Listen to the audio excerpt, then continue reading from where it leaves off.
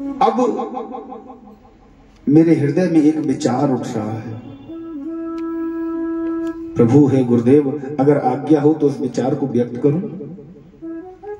श्री सुखदेव जी कहते हैं, राजन तुम्हारे हृदय में कौन सा विचार आ रहा है? परीक्षित जी कहते हैं, प्रभु कथितो वंश विस्तारो भवता सोम सूर्यो राज्ञा वंश्यानां परमाद्भुत कारणम्। कथितो वंश विस्तारो, बोले प्रभु हम वंश के विस्तार की कथा सुनना चाहते हैं। किसकी?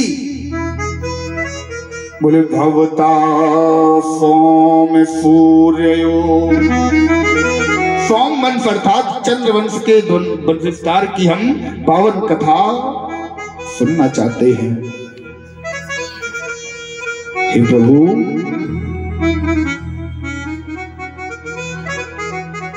आपसे मेरी विनती है, आपसे मेरा आग्रह है कि चंद्रवंश के विस्तार की कथा हमें सुनाइए। इस वंश में हमने सुना है श्याम सुंदर नटवर नागर मुरली मनोहर कन्हैया जी का अवतार हुआ। आज सुखदेव जी कथा सुनाते हैं। राजन, मथुरा में एक राजा हुआ करता था जिसका नाम था उग्रसेन।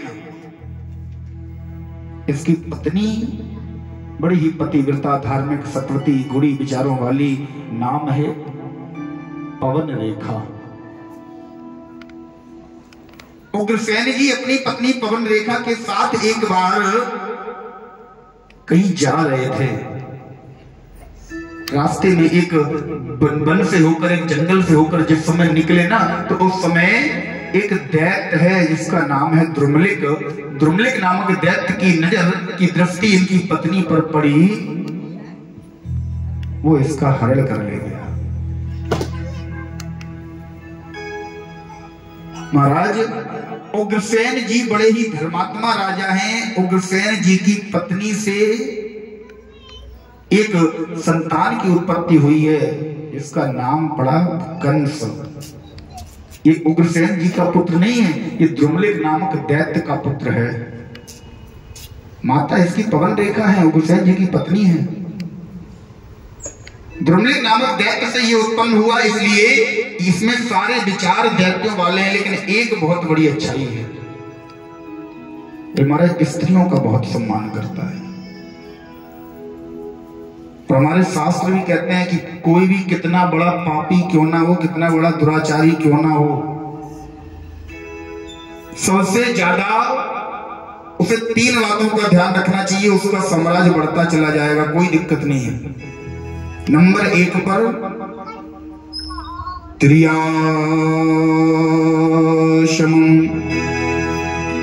सबसे पहला उसे कितना भी बड़ा पाप कर्म करता जाए उसके पापों पर पर्दा पड़ता रहेगा। सबसे पहला वो एक बात का ध्यान रखे, बोले महाराज स्त्री का सदैव सम्मान करे। दूसरा गौ, और तीसरा विप्र। इन तीनों का सम्मान करने वाला, इन तीनों को आदर देने वाला कभी भी बुरी गति को नहीं जाता, दुर्गति को नहीं जाता। जब तक कंस ने अत्याचार करने में कोई कसर नहीं छोड़ी, सारे चारों तरफ अत्याचार फैलाए, दुराचार फैलाया, लेकिन स्त्रियों का सम्मान बहुत करता है। इसकी एक चचेरी बहन है, नाम है देवकी। इतना प्रेम ये अपनी बहन से करता है, इतना प्रेम अपनी बहन से करता है कि महाराज उसके बिना ये एक पल भी नहीं रहता। अपनी सभा में बैठता है ना, अपने सिंहासन पर बैठता है, तो इस सामने अपनी बहन का आसन लगवाता है। इतना प्रेम है दोनों में, भाई बहनों में। अपने ही मित्र वसुदेव जी के साथ अपनी बहन देवकी का विवाह किया। जिस समय ये अपनी बहन का विवाहोपरांत विदाई समारोह कर रहा था, अपने प्रेम के कारण अपनी बहन को स्वयं रथ में बैठाकर विदाई कर रहा है। जिस समय अपनी बहन को विदाई कर रहा है उसी समय एक घटना हुई। बड़ा सुंदर भाव श्री वेदव्यास जी महाराज ने लिखा। कंस अस्यात् अष्टमा गर्भो हंतम तु वयसे बुधा।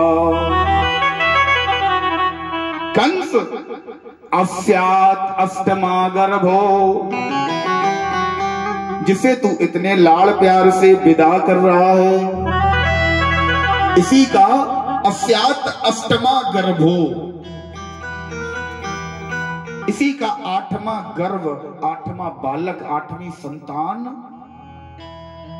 हंतम तो बहसे बुधा, इसी के द्वारा तू निर्दयी तरीके से तेरा वध किया जाएगा, तुझे मारा जाएगा, इसी की 8वीं संतान के द्वारा तू मारा जाएगा। जैसे ही आकाशवाणी सुनी,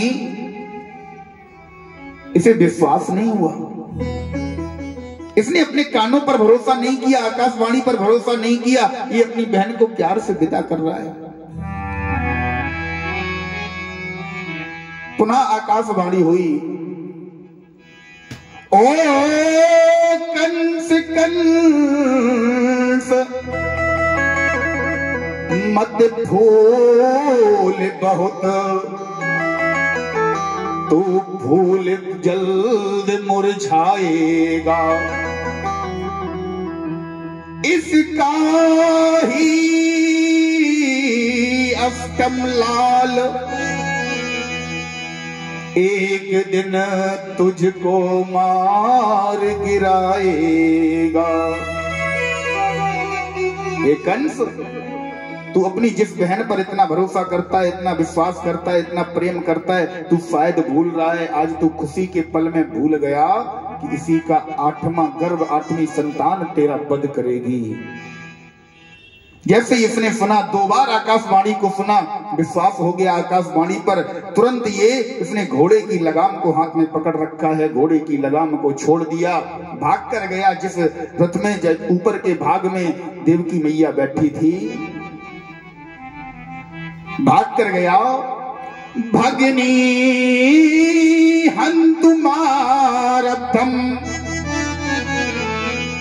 कैसे जगचे ग्रही। भगनी को मारने के लिए, अपनी भगनी को, अपनी बहन को मारने के लिए इसने केस पकड़कर उसे रथ से नीचे खींचा। और जैसे ही नीचे खींचा, तुरंत एक सैनिक से मांगी कृपाण, कृपाण मांगकर जैसे ही अपनी बहन देवकी को मारना चाहा, वसुदेव जी बीच में आ गए, हाथ जोड़कर कहने लगे, भैया, बोले भैया, अरे तुम इन देवताओं की वाणी पर विश्वास कर रहे हो, इन देवताओं ने कभी किसी का भला नहीं चाहा। भैया, वसुदेव जी प्रार्थना करने लगे, बोले भैया, आपको इसकी 8वीं संतान से दिक्कत है। भैया, मेरी एक बात मानो, इससे आपको अपनी बहन की हत्या का भी पाप नहीं लगेगा और आपका भी काम हो जाएगा। कंस ने कहा, क्या उपाय है? जो भी इससे संतति होगी, मैं तुम्हें समर्पित कर दूंगा। भैया, तुम्हें देवकी से कोई खतरा नहीं है, देवकी की 8वीं संतान से खतरा है। भैया, मेरी बात मानो, तुम्हें 8वीं संतान से खतरा है, मैं इसकी सारी संतानों को तुम्हें दे दूंगा, लेकिन अब ये मेरी पत्नी है, इसकी रक्षा का दायित्व मेरा है। भैया, मैं शपथ पूर्वक कहता हूं, मैं मोह विसर्जित कर दूंगा। शपथ पूर्वक कह रहा हूं भैया, आप मेरी बात मानो, देवकी को मत मारो। कंस को आज अपनी बहन पर दया आ गई, ले जाकर काल कोठरी में दोनों को बंद कर दिया। बोले वसुदेव, जो भी संतान हो, मुझे तुम संतान सबसे पहले मेरे पास लेकर आओगे। आज समय के आने पर देवकी मैया ने गर्भ धारण किया, पहली संतान को जन्म दिया।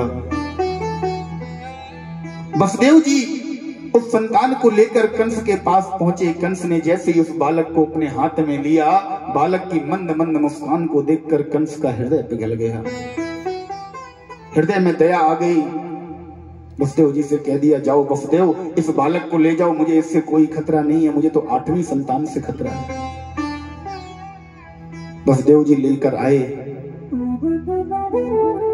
मैया देवकी को जैसे ही संतान को दिया, बालक को दिया, देवकी मैया प्रसन्न हो गई। चलो मेरे भैया ने इतना को काम अच्छा किया। इधर देवताओं ने जैसे ही देखा कंस के हृदय में दया का अंकुरित बीज अंकुरित हो रहा है, अर्थात परमात्मा के आने में देर हो जाएगी, तुरंत नारद जी को भेज दिया। नारद जी ने कंस को एक पुष्प के द्वारा ज्ञान दिया।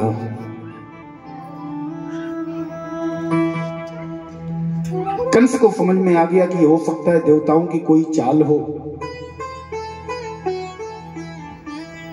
तुरंत कंस दौड़कर आया देवकी मैया के पास। देवकी मैया उस समय अपने लाल को, अपने पुत्र को दुग्ध पान करवा रही है, गोद में अपने बालक को लिटाए हुए है। जाकर सैनिकों के द्वारा उस बालक को छीना और जैसे ही मारना चाहा,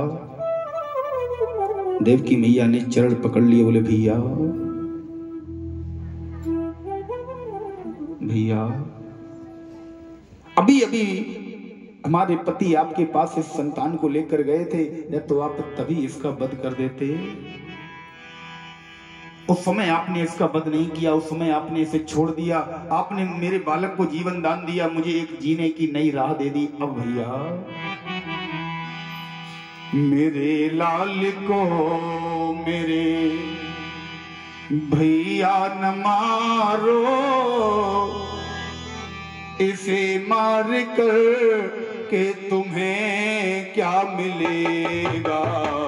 मेरे लाल को तुम भैया न मारो, इसे मार कर के तुम्हें क्या मिलेगा। मेरे लाल को मेरे भैया न मारो, इसे मार कर के तुम्हें क्या मिलेगा। मेरे लाल को तुम भैया न मारो, मेरे लाल को तुम भैया न मारो, मेरे इसे मार कर के तुम्हें क्या मिलेगा। मेरे लाल को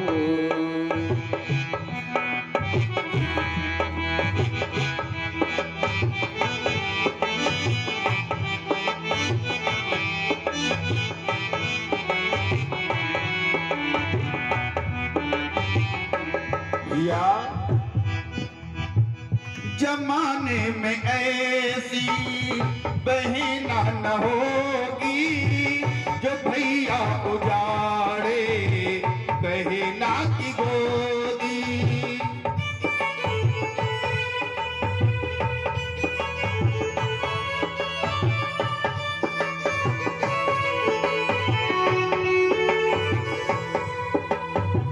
जमाने में ऐसी बहना न होगी, जो भैया उजाड़े बहना की गोदी।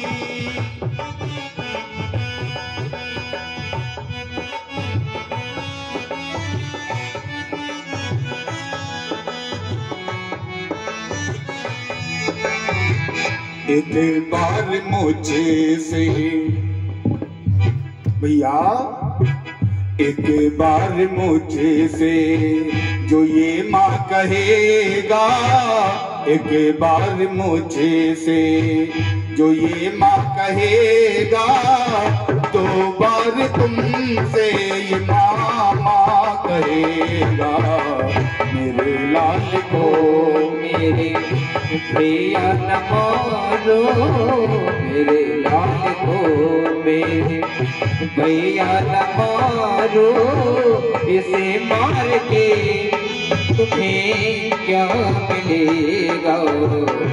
मेरे लाल को भैया न मारो, इसे मार के तुम्हें क्या मिलेगा। मेरे लाल